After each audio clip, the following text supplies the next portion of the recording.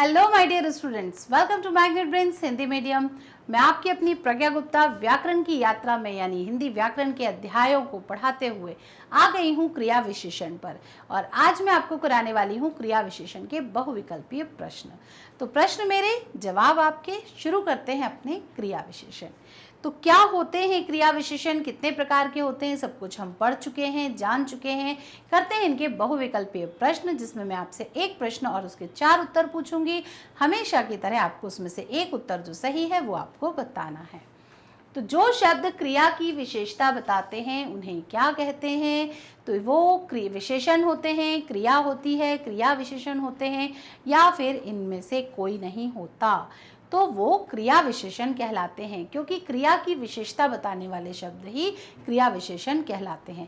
अब यहाँ पर अगर मैं आपसे उदाहरण की बात करूँ तो एक जो विशेषण है वो है तेज। ठीक है, बहुत जो मोहन है, हमारा एक बच्चा है मोहन, वो बहुत तेज दौड़ता है। लेकिन उसके तेज दौड़ने की विशेषता क्या है कि वो बहुत तेज दौड़ता है। ठीक है, तो ये बहुत तेज क्या हुआ, ये था एक विशेषण, और ये है इसका विशेषण की जो क्रिया को बढ़ा रहा है, इसकी भी विशेषता बता रहा है, तो ये होगा क्रिया विशेषण। दादाजी चलते हैं। ठीक है, दादाजी टहलने जाते हैं, दादाजी चलते हैं, लेकिन दादाजी कैसे चलते हैं? दादाजी बहुत धीरे धीरे चलते हैं, क्योंकि अब वो वृद्ध हो चुके हैं तो वो बहुत धीरे चलते हैं। तो धीरे चलना क्या है, उनकी क्रिया है, लेकिन उस क्रिया की विशेषता क्या है कि वो बहुत धीरे चलते हैं, बहुत धीरे धीरे धीरे धीरे चल पाते हैं। तो ऐसे शब्द क्या कहलाते हैं? क्रिया की विशेषता बताने वाले शब्द क्रिया विशेषण कहलाते हैं। क्रिया विशेषण के कितने भेद होते हैं? 2, 3, 4 या 5। तो क्रिया विशेषण के जो भेद हैं वो 4 होते हैं। अगले विकल्प में हम वो भी देखेंगे कि कौन से होते हैं। वैसे तो आप पढ़ चुके हैं, तो यहाँ पर हम जानेंगे कि क्रिया विशेषण के भेद कौन से हैं। तो यहाँ पर ये देखिए आ गए क्रिया विशेषण के भेद, साथ ही साथ एक प्रश्न दिया हुआ है। बच्चा दिन भर रोता है। क्यों रोता है भाई? मुस्कुराए ना, मुस्कुराओ कि ये जहां तुम्हारा है, लेकिन हमारा बच्चा दिन भर रो रहा है। तो जानते हैं क्यों रो रहा है। क्यों रो रहा है इससे पहले जानना पड़ेगा कि कारण क्या है, कारण क्या है या फिर भेद क्या है। तो बच्चा दिन भर रोता है, इस वाक्य में क्रिया विशेषण का भेद क्या होगा? अब देखिए, बच्चे का दिन भर रोना क्या हो सकता है? क्या वो बच्चे का समय बता रहा है इस वाक्य के माध्यम से? इसमें जो मुख्य शब्द है वो है दिन भर। ठीक, अब यहाँ पे दिन भर से आप क्या, आपको समय का अंदाजा हो रहा है कि वो कब से कब तक रो रहा है? क्या आपको काल मतलब टाइमिंग का, कि वो कल से रो रहा है, रात से रो रहा है, सुबह से रो रहा है का पता चल रहा है? रीतिवाचक यानी कोई प्रोसेस समझ में आ रही है कि किस रीति से वो रो रहा है, तेज रो रहा है, धीरे रो रहा है, या फिर परिमाण यानी ज़्यादा रो रहा है, कम रो रहा है। इस तरीके की बातें जहाँ पर भी हमें पता चलती हैं वो क्या कहलाते हैं? क्रिया विशेषण शब्द कहलाते हैं। तो आपको पता करना है इसका भेद। तो बच्चा दिन भर रोता है, यानी यहाँ पर सुबह से लेके शाम तक वो रो रहा है, पूरा दिन रो रहा है। तो पूरा सुबह से लेके शाम तक की जो बात है, अब यहाँ देखिए, सुबह से शाम को हम दिन भर कहते हैं। जब मम्मी सुबह से शाम काम करती हैं तो मम्मी आपसे क्या कहती हैं? सारा दिन में काम में लगी रहती हूँ, सुबह से शाम में काम में लगी रहती हूँ, दिन भर में काम करती हूँ। तो ध्यान दीजिए, हर बात से हम सीखते हैं। तो दिन भर का मतलब क्या होता है? सुबह से शाम तक। तो सुबह और शाम क्या है? स्थान है, काल है, रीति है, परिमाण है, क्या है? तो सुबह से शाम समय का ज्ञान दे रहा है हमको, है ना। तो जो चीज़ें हमें टाइमिंग के बारे में बताती हैं वो क्या कहलाती हैं? काल यानी कि समय बताती हैं। अब ये सुबह से शाम किस चीज़ के बारे में बात हो रही है? समय के बारे में बात हो रही है, ठीक है ना। तो यहाँ पर सुबह से शाम रोना कालवाचक क्रिया विशेषण कहलाएगा। अगर वहाँ दिन भर की जगह रात भर भी होता तो भी वैसे ही होता, रात से लेके दिन तक होता, कि जब सुबह सुबह उठ के मम्मी बोलती ना, अरे ये तो रात भर रोता रहा, रात भर इसने परेशान किया, दैट मीन्स कि पूरी रात, फुल नाइट। तो यहाँ पर वो भी कालवाचक होता। अगर स्थान मतलब कि वहाँ जगह के बारे में बात होती तो वो स्थानवाचक होना चाहिए था। रीति मतलब उसकी प्रोसेस के बारे में बात होती, कम रोना ज़्यादा रोने जैसी बात होती तो वो रीतिवाचक होता। परिमाणवाचक तो वो मेजरमेंट वाली बात हो जाती है। तो इस तरीके से इस वाक्य में कौन सा क्रिया विशेषण भेद है? तो वो कालवाचक क्रिया विशेषण भेद है। श्याम कल आएगा। ठीक, अब श्याम भाई जो है वो कल आने वाले हैं। ये वाक्य कौन सा है? रीतिवाचक क्रिया विशेषण है, परिमाणवाचक क्रिया विशेषण है, स्थानवाचक क्रिया विशेषण है, या फिर कालवाचक क्रिया विशेषण है। तो अब देखिए यहाँ पर कि वो कल आएगा, तो कल क्या है? कल प्रोसेस है, रीति है, टाइम है, या फिर कोई मेजरमेंट की बात है। तो कल कौन सा शब्द है? समय बता रहा है वो उसका, है ना। कल टाइमिंग की बात हो रही है, तो समय कहाँ हम पढ़ते हैं? कल एक समय के बारे में बात हो रही है। काल मतलब समय के बारे में बताना, तो यहाँ पर श्याम कल आएगा, कालवाचक क्रिया विशेषण के अंतर्गत आएगा। आज होता, आज आता तो वर्तमान काल होता, कल आएगा मतलब भविष्य काल है, कल आ चुका है मतलब भूतकाल है।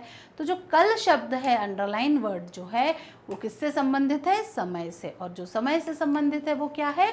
काल है। और काल से संबंधित अगर है तो वो कालवाचक क्रिया विशेषण है। ठीक है। सुरेश ध्यान से देखता है। सुरेश, किसी भी चीज़ की बात होती है ना, तो सबसे ध्यान से सुरेश देखता है। जैसे कि आप मेरा वीडियो ध्यान से देख रहे हैं ना, वैसे ही सुरेश भी ध्यान से देखता है। अब ये सुरेश ध्यान से देखता है क्या है? परिमाणवाचक क्रिया विशेषण है, रीतिवाचक क्रिया विशेषण है, कालवाचक क्रिया विशेषण है, स्थानवाचक क्रिया विशेषण है। कौन सा है? तो चलिए बात करते हैं इस बारे में। परिमाणवाचक क्रिया विशेषण, क्या उसके ध्यान में कुछ हम मेजरमेंट कर सकते हैं? क्या कम देखता है, ज़्यादा देखता है? लेकिन यहाँ पर क्या लिखा है? सिर्फ ध्यान से देखता है। ठीक है, ध्यान से। अब ये ध्यान से जो है वो क्या है? रीतिवाचक मतलब, रीति का मतलब याद कीजिए, हमने पढ़ा था कि रीति मतलब किसी भी काम को करने का स्टाइल, उसकी शैली। ठीक है, शैली मतलब किसी काम को करने का तरीका। अब वो काम देखने का काम कर रहा है, लेकिन देखने का काम कैसे कर रहा है? वो बहुत अच्छे से कर रहा है, यानी ध्यान से कर रहा है। तो क्या ये रीतिवाचक है? आपको सोचना है। कालवाचक, क्या इसमें देखा है कि वह 2 घंटे से ध्यान से देख रहा है, 1 घंटे से ध्यान से देख रहा है? तो यहाँ पर काल जैसी कोई बात नहीं है, कब से ध्यान से देख रहा है ऐसी कोई बात नहीं है। तो समय की यहाँ पर कोई चर्चा नहीं है। वह 2 घंटे से टीवी देख रहा है होता तो समझ में आता कि टाइम दिया हुआ है, लेकिन वह 2 घंटे से सिर्फ वो ध्यान से देख रहा है। ठीक है, तो यहाँ पर कालवाचक है, तो समय का बात है क्या? तो नहीं है। स्थानवाचक में क्या स्थान दिया हुआ है कि वो कमरे में बैठकर ध्यान से देख रहा है, बेडरूम में बैठ के ध्यान से देख रहा है, छत पर बैठ के ध्यान से देख रहा है, या कहीं अपने विद्यालय में कक्षा में बैठकर ध्यान से दे रहा है? तो क्या ऐसी कोई बात इस वाक्य में है? नहीं है। तो अब आप यहाँ पर फिर से देखिए, स्थान नहीं है, काल नहीं है, परिमाण नहीं है, बचा है रीतिवाचक। तो चलिए मैच करते हैं कि क्या हमारा ये उत्तर सही है। तो जी हाँ, बिल्कुल सही है, क्योंकि ध्यान से देखना एक रीति है, काम करने का एक तरीका है, किसी चीज़ को देखने का एक तरीका है। तो जहाँ पर भी किसी काम को करने की शैली दी होती है वो क्या कहलाता है? रीति। रीति का मतलब क्या होता है हिंदी इंग्लिश में? प्रोसेस जिसे हम कहते हैं। तो रीतिवाचक क्रिया विशेषण ये शब्द है। तुम अंदर जाओ, जाओ तुम अंदर जाओ, किसी ने ऑर्डर दे दिया किसी को, आज्ञावाचक, तुम अंदर जाओ। अब ये आज्ञावाचक वाक्य तो दे दिया, अब ये कौन सा क्रिया विशेषण है? परिमाणवाचक क्रिया विशेषण है, रीतिवाचक क्रिया विशेषण है, कालवाचक है, या फिर स्थानवाचक है? तो इस पर भी करते हैं थोड़ी सी बातचीत। तो परिमाणवाचक, क्या इसमें मेजरमेंट दिया है कि तुम 10 फीट अंदर जाओ, 3 फीट बाहर आओ? क्या ऐसी कोई बात कही गई है? तो नहीं कही गई है। रीतिवाचक यानी क्या अंदर जाने में कोई प्रोसेस दी है, धीरे धीरे अंदर जाओ या तेजी से अंदर जाओ? तो क्या ऐसी कोई बात कही गई है? बिल्कुल नहीं कही गई है। कालवाचक यानी क्या अंदर जाने के लिए आपको टाइम दिया है, 2 मिनट में अंदर जाओ, 5 मिनट में अंदर जाओ? क्या टाइम दिया है कोई अंदर जाने या बाहर जाने का, या जल्दी अंदर जाओ कहा गया है? नहीं। लेकिन यहाँ पर तुम अंदर जाओ कहकर स्थान के बारे में ज़रूर बताया गया है कि अंदर जाओ, तुम्हें कमरे में अंदर जाना है या कमरे से बाहर आना है। तो क्या आपको नहीं लगता है यहाँ पर स्थान की बात की जा रही है? तो यहाँ पर जो वाक्य दिए हैं वो मेरे हिसाब से स्थानवाचक क्रिया विशेषण होना चाहिए। चलिए मैच करते हैं कि क्या ये सही है। तो अरे वाह, क्लैप फॉर माई सेल्फ, बिल्कुल सही है। स्थानवाचक क्रिया विशेषण ये आएगा, क्योंकि अंदर और बाहर स्थान सूचक शब्द बता रहे हैं। तो ये क्रिया विशेषण कौन सा आएगा? स्थानवाचक क्रिया विशेषण शब्द आएगा। शर्मा जी रोज व्यायाम करते हैं। रोज पर अंडरलाइन है, तो यहाँ पर आप देखिए अब ये रोज पर ही हमारा सारा ध्यान केंद्रित होगा। वो रोज एक्सरसाइज करते हैं, रोज व्यायाम करते हैं, तभी शर्मा जी स्वस्थ हैं। और ये एक बहुत अच्छी बात है, रोज व्यायाम करना आपको भी करना चाहिए, सभी को करना चाहिए, सबको स्वस्थ होने का हक है। कालवाचक क्रिया विशेषण है, रीतिवाचक क्रिया विशेषण है, परिमाणवाचक क्रिया विशेषण है, या फिर स्थानवाचक क्रिया विशेषण है, तो करते हैं बात। कालवाचक क्रिया विशेषण है, क्या इसमें समय के बारे में पता चल रहा है? रोज मतलब प्रतिदिन, जिसे हम अगर हिंदी में कहें तो ये हो गया प्रतिदिन। तो क्या वो प्रतिदिन एक्सरसाइज करते हैं, रोज एक्सरसाइज कर रहे हैं, प्रतिदिन कर रहे हैं, तो ये कालवाचक हो सकता है। रीतिवाचक, क्या वो अच्छे से करते हैं, क्या वो धीरे धीरे एक्सरसाइज कर रहे हैं, क्या वो तेज एक्सरसाइज करते हैं, इस तरीके की कोई प्रोसेस अगर इनके काम करने में दिखाई दे रही है तो वो रीतिवाचक होता है। लेकिन यहाँ प्रोसेस की कोई बात भी नहीं हो रही है। परिमाणवाचक, कम करते हैं, ज़्यादा करते हैं एक्सरसाइज, वो सब भी नहीं दिया है, सिर्फ रोज करते हैं, तो ये भी नहीं हो सकता। अब बचा स्थानवाचक, तो क्या ये दिया है कि वो शर्मा जी रोज बगीचे में व्यायाम करते हैं, शर्मा जी रोज छत पर व्यायाम करते हैं, शर्मा जी रोज कमरे में व्यायाम करते हैं, तो ऐसी भी कोई बात यहाँ पर नहीं दी हुई है। तो मेरे हिसाब से तो यहाँ सिर्फ समय दिया हुआ है और ये वाक्य होना चाहिए सही। आप क्या कहते हैं, आप क्या सोचते हैं, वो भी मुझे ज़रूर बताइए। और यहाँ पर मेरा जवाब हो गया है एकदम सही। तो यहाँ पर शर्मा जी रोज व्यायाम करते हैं, तो रोज कहकर हम उनके समय के बारे में बता रहे हैं, और समय का दूसरा रूप हम कहते हैं काल। तो यहाँ पर जो हमारा वाक्य है वो कालवाचक क्रिया विशेषण माना जाएगा। भिखारी धीरे धीरे आ रहा है। भैया अब एक मांगने वाला है, भिखारी है, वो चला आ रहा है और वो धीरे धीरे आ रहा है। क्या वो रीतिवाचक है, क्या वो परिमाणवाचक है, क्या वो स्थानवाचक है, क्या वो कालवाचक है? तो धीरे धीरे चलना, अब धीरे धीरे किसकी विशेषता है? चलने की विशेषता है, ठीक है। अब वो कैसे चल रहा है? धीरे धीरे चल रहा है। तो धीरे धीरे चलना उसकी प्रोसेस हो सकती है, शैली हो सकती है उसके चलने की, तेज चलना, धीरे चलना, ये सब उसकी काम करने की, चलने की शैली हो सकती है। तो शैली और रीति एक ही चीज होती है। फिर है परिमाणवाचक, क्या वो कम धीरे धीरे आ रहा है, क्या वो अधिक धीरे धीरे आ रहा है, ऐसा भी कुछ यहाँ पर नहीं लिखा है। क्या स्थान लिखा है, क्या वो धीरे धीरे अपने कमरे की तरफ आ रहा है, क्या वो धीरे धीरे मंदिर की तरफ जा रहा है, क्या वो धीरे धीरे बाजार की तरफ जा रहा है, तो वो भी यहाँ पर नहीं दिया है। कालवाचक, क्या वो 2 घंटे से धीरे धीरे चल रहा है, क्या वो सुबह से धीरे धीरे चल रहा है, क्या वो रात भर से धीरे धीरे चल रहा है, तो ऐसा कुछ काल भी यहाँ पर नहीं दिया है। तो अब आपको बताना है कि भिखारी धीरे धीरे जो आ रहा है वो कौन सा काल है, तो वो रीति काल होगा, क्योंकि रीति का अर्थ होता है प्रोसेस, किसी काम को करने का ढंग, उसकी शैली। तो वो चलने का तरीके की उसका क्या अंदाज है कि वो धीरे धीरे चल रहा है।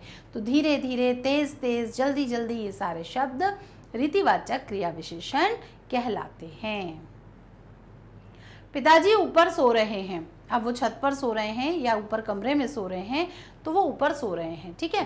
तो अब आपको बताना है क्या वो परिमाणवाचक है, क्या वो स्थानवाचक है, कालवाचक है, रीतिवाचक है।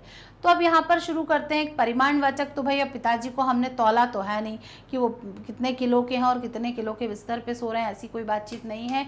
तो यहाँ पर परिमाणवाचक से हट गई बात। स्थानवाचक, तो स्थानवाचक में वो ऊपर सो रहे हैं, एक जगह बताई जा रही है कि वो ऊपर सो रहे हैं या नीचे के कमरे में सो रहे हैं। भाई ढूंढा जा रहा है, पापा कहाँ गए, पापा कहाँ गए, पता चला पापा तो ऊपर कमरे में सो रहे हैं। तो क्या बताया? स्थान तो पता चल रहा है। कालवाचक, अगर यहाँ पर होता 2 घंटे से सो रहे हैं पिताजी, 1 घंटे से सो रहे हैं पिताजी, दिन भर से सो रहे हैं, तो यहाँ पर कालवाचक होता, क्योंकि समय का अनुमान वहां पर होता। रीतिवाचक, अच्छे से सोना, धीरे से सोना, जल्दी सोना, ये सारी चीजें, तो ऐसा भी कुछ वहां पर नहीं दिया है। तो पिताजी का ऊपर सोना सिर्फ उनका स्थान बता रहा है कि वो कहाँ पर सो रहे हैं। तो जो चीजें स्थान बताती हैं वो क्या होती हैं? बिल्कुल सही, स्थानवाचक क्रिया विशेषण होती हैं। तो पिताजी का ऊपर छत पर कमरे में सोना क्या है? स्थानवाचक क्रिया विशेषण के अंतर्गत आएगा। अंतिम विकल्प है सुनैना कल मुंबई गई। अब वो कब मुंबई गई है? कल जा चुकी है। तो कल यहाँ पर क्या प्रकट करता है? कालवाचक क्रिया विशेषण, रीतिवाचक क्रिया विशेषण, परिमाणवाचक क्रिया विशेषण, या फिर स्थानवाचक क्रिया विशेषण।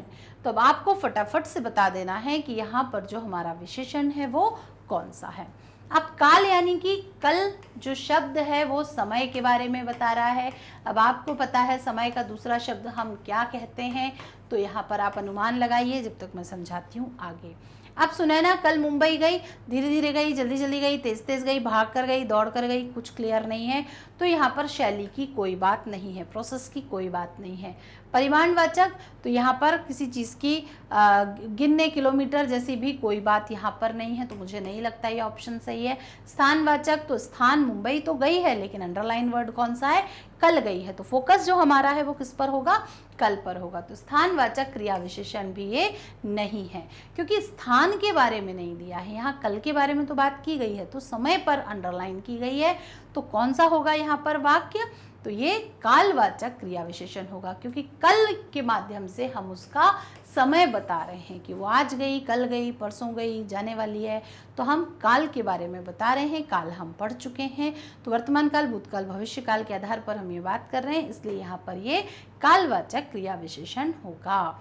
तो इस तरीके के प्यारे बच्चों, एग्जाम में बहुत सारे ऑप्शंस आते हैं, प्रश्न आते हैं काल से संबंधित, क्रिया विशेषण से संबंधित, तो आपको जो पहचानने के लिए कहा जाता है, तो आप इस प्रकार का थोड़ा सा लॉजिक लगा के चीज़ों को प्रयोग कर सकते हैं। कई बार बच्चों की सोच होती है कि व्याकरण तो कुछ 10-15 नंबर का आएगा, ठीक है देखेंगे उसी समय कर लेंगे। बिल्कुल आप ऐसा ना सोचें, आप उस समय ये सोचें कि वो 10-15 अंक जो हैं वो स्थायी हैं। आप कक्षा 7 में जो ग्रामर पढ़ रहे हैं ये 12वीं तक और भविष्य में आगे भी जब भी आप कुछ भी पढ़ेंगे यही रहने वाला है। तो व्याकरण का स्थायी ज्ञान प्राप्त करने की कोशिश करिए, ना कि हर साल टेम्परेरी कि बस इस क्लास में ये सीख लूँ, इस क्लास में बस इतना ही पढ़ना है। ऐसा ना सोच के आप एक बार सारी चीज़ें अगर स्थायी रूप से समझ लेंगे, पढ़ लेंगे, तो आपको हर क्लास में ग्रामर की पुस्तक की कई बार उठाने की भी ज़रूरत नहीं पड़ेगी, क्योंकि प्रकार वही है, सिर्फ उनके उदाहरण बदल जाते हैं, चीज़ें वही हैं। अब संज्ञा की व्यक्तिवाचक संज्ञा, जातिवाचक संज्ञा वही रहेगी, चाहे आप 12th में पढ़ लें, 11th में पढ़ें, 9th में पढ़ें या किसी 5th क्लास में पढ़ें, तो चीज़ें वही रहती हैं। एक एक बार अगर व्याकरण की चीज़ें आप समझ लेंगे तो आपका समय का भी कम बचाव होगा, और साथ में अगली कक्षा में आप व्याकरण को पढ़ने की जगह क्या कर सकते हैं, उस चीज़ के नए और अन्य उदाहरण पढ़ने पर आप जोर दे सकते हैं, उसका लेवल बढ़ाने पर जोर दे सकते हैं। तो इसलिए व्याकरण के टॉपिक्स को बिल्कुल लाइटली ना लें। आपकी हिंदी की किताब में हर साल पाठ बदल जाते हैं लेकिन ग्रामर वही रहता है, इसलिए ग्रामर का ज्ञान जो है वो स्थायी रूप से अपने मस्तिष्क में बिठाने की कोशिश करें। तो इसमें लापरवाही बिल्कुल ना करें, अक्सर गलतियां व्याकरण में ही होती हैं। तो यहाँ पर आज हमने क्रिया विशेषण खत्म किया। क्रिया विशेषण के बाद फिर से एक नया पाठ लेकर मैं आऊँगी, लेकिन तब तक आपको करना है रिवीजन, और रिवीजन भी आप यहीं कर सकते हैं। जिन्होंने वीडियो नहीं देखा उसका एक बार दोबारा उसको देख लीजिए, जिन्होंने देख लिया है वो दोबारा एक बार देख लीजिए, ताकि जो चीज़ें छूट गई हैं बाई चांस वो क्लियर हो जाए। ऑब्जेक्टिव्स भी देखने से आपको बहुत सारे उदाहरण वगैरह के बारे में बातचीत करने से पता चल जाएगा। तो न केवल कक्षा 7 का बल्कि आपकी हर एक वीडियो, हर एक क्लास के बहुत सारे वीडियोस यहाँ अपलोडेड हैं। आप ही की क्लास के सारे सब्जेक्ट के वीडियो यहाँ अवेलेबल हैं, और सबसे अच्छी बात है कि वो पूरी तरह निःशुल्क है। तो बस खूब खोजिए, खूब ढूंढिए, खूब एक्सप्लोर करिए चीज़ों को, और नई नई चीज़ें रोज़ रोज़ सीखते जाइए। चाहे सीबीएसई इंग्लिश मीडियम हो, हिंदी मीडियम हो, यूपी बोर्ड हो, बिहार बोर्ड हो, एमपी बोर्ड हो, हम हर तरह की हर कक्षा की जानकारी आपको यहाँ प्रोवाइड कराएंगे, और वो भी बिल्कुल निःशुल्क है। किसी प्रकार का कोई सब्सक्रिप्शन, कोई चार्जेस आपसे नहीं लिए जाते हैं। प्रतियोगी परीक्षा की अगर बात करूं तो सीयूईटी और एनटीएससी जैसे एग्जाम्स हैं जो आपको देना बहुत कंपलसरी हो गया है आजकल। ओलंपियाड्स हैं जो आप स्कूल में देते हैं। स्पोकन इंग्लिश की अगर बात करूं तो सारी चीज़ें यहाँ प्रोवाइड की जाएंगी। बस आपको ढूंढना है, खोजना है और देखना है, और सबसे मेन है सीखना है। तो बस अपने सीखने की जो गति है, प्रोसेस है, उसको बना कर रखिए, ताकि नित नई नई चीज़ें आप सीखते जाएं। हमारे साथ बने रहने के लिए, जुड़े रहने के लिए फेसबुक, इंस्टाग्राम, ट्विटर और टेलीग्राम की मदद आप ले सकते हैं। साथ ही साथ वीडियो को लाइक, कमेंट और शेयर करना बिल्कुल ना भूलें। बुक्स और ई बुक्स के कलेक्शन के लिए भी डिस्क्रिप्शन बॉक्स में जो लिंक दी है वहाँ से आप चीज़ें पा सकते हैं। मिलती हूँ अपने अगले वीडियो में एक नए टॉपिक के साथ। इंतज़ार करिएगा मेरा, साथ ही साथ पढ़ाई करते रहिएगा, खुश रहिएगा। Bye bye.